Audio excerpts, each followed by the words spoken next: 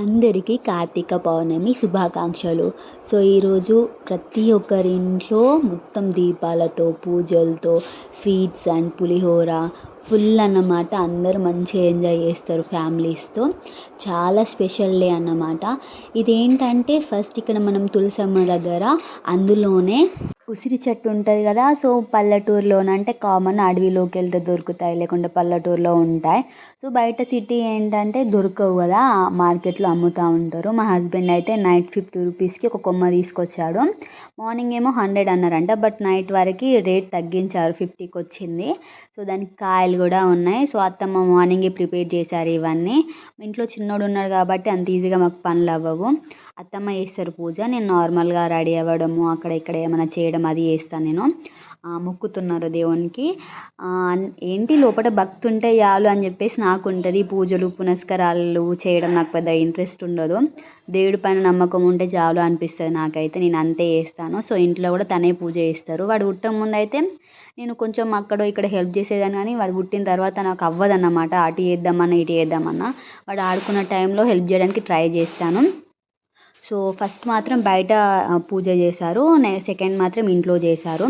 అందరం మార్నింగే లేసేసాము, ఫాస్ట్గా స్నానాలు కూడా చేసేసాము. బయట మంచిగా ముగ్గేసుకున్నాను నేనైతే.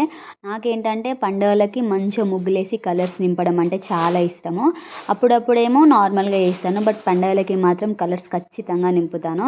చూసారు కదా ఎంత బాగా ప్రిపేర్ చేస్తారో. మా అత్తమ్మ మాత్రం దేవుళ్ళకి ఎక్కడ తక్కువ తీయదన్నమాట, మంచిగా నిండుగా పెడుతుంది పువ్వులు అయితే. మా ఇంట్లో చెట్లు ఉన్నాయని చెప్పేసి మీకు తెలుసు కదా, చాలా వీడియోస్లలో నేను పెట్టడం జరిగింది. చాలా చాలా రకాల మొక్కలు అండ్ అలాగే ఫ్రూట్స్వి, మంచి పువ్వులవి అందంగా మంచిగా ఉంటాయి అన్నమాట. ఫ్లవర్స్ కూడా నేను చాలా వీడియోస్ తీశాను. సో, ఇదేంటంటే ఇక్కడ సైడ్కి కూడా పూజ చేస్తారు. ఇక్కడ అంటే అందరిలలో కామన్ కదా, సైడ్కి కూడా పూజ ఉంటుంది, సైడ్కి కూడా పూజ చేస్తారు. ఈరోజు చాలా స్పెషల్ డే అన్నమాట. సో, శివునికి ఇష్టం అని చెప్పేసి మనం పూజలు చేస్తాము. బట్ ఏంటంటే మన లోపల భక్తి ఉండాలి, మీదికి ఏదో పూజలు చేయాలి, కొబ్బరికాయలు కొట్టాలి అని ఏం కాదు. మన భక్తి ఉంటే చాలు, దేవుడు మనల్ని మంచిగా చూసుకుంటాడని చెప్పేసి నేను నమ్ముతాను. ఓవర్గా ప్రేమ చూపించడం ఇదంతా నాకు ఇష్టం ఉండదు, నటించడం కూడా మనకు రాదు. మన లోపల మొక్కుకుంటే చాలు. దేవుడే మనల్ని ఒక్క పొద్దు ఉండమని చెప్పేసి అడగడు కదా, తినకుండా ఉండమని చెప్పేసి. సో, నేను అవన్నీ ఏం పట్టించుకోను. నాకున్నంత వరకు అయితే నమ్మకం ఉంది, ఇష్టంగా నమ్ముతాను నేనైతే. నేను చెప్పాను కదా కడపలకి అండ్ అలాగే ఇక్కడ గచ్చు పైన చిన్న చిన్న డిజైన్స్ కూడా వేసేసుకుంటాను నేను. చాలా ఇష్టం నాకైతే, లుక్ మంచిగా కనబడతా అని చెప్పేసి మంచిగా నీట్గా నిదానంగా పూలన్నీ పెట్టేసుకొని మంచిగా వేసేసుకుంటా.